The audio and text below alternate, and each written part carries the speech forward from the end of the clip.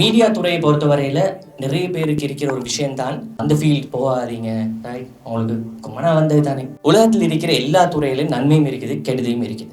அந்த விஷயத்தை நாங்க எப்படி யூஸ் பண்றோமோ, அந்த இடத்துல நாங்க எப்படி பிஹேவ் பண்றோமோ, அதுதான் உங்களுக்கு தகசு.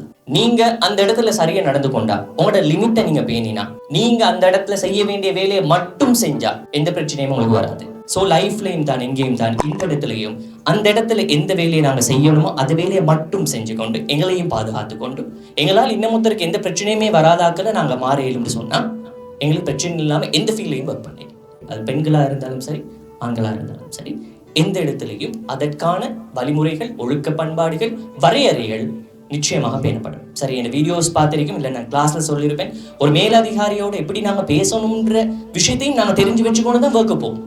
ஸோ அவருக்கு எப்படியான ரெஸ்பெக்ட் நாங்கள் கொடுக்கணுன்ற விஷயத்தை தெரிஞ்சுக்கொண்டு நான் ஒர்க்கு போவோம். அந்த விஷயம் தெரியாமல் நான் ஒர்க்குக்கு போயிட்டு அந்த இடம் மீறப்படுற நேரம் அந்த இடத்துல பிரச்சனை வரையில வந்ததுக்கு பிறகு மீடியா தான் இதுக்கு காரணம்னு சொல்லி காரணம் காட்ட முடியாது. ஸோ அந்த விஷயத்தை நீங்க தெரிஞ்சாங்களா, படிச்சு கொள்றாங்களா, தேற்றாங்களா நீங்க இருக்கணும்ன்ற விஷயத்தையும் நான் ஞாபகப்படுத்திக் கொள்றேன்.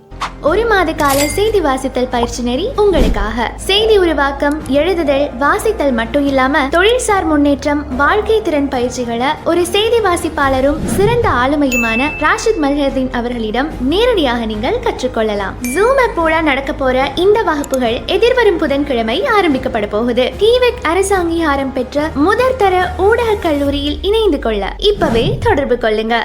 மிஸ் பண்ணிடாதீங்க. தரமே எமது தனித்துவம்.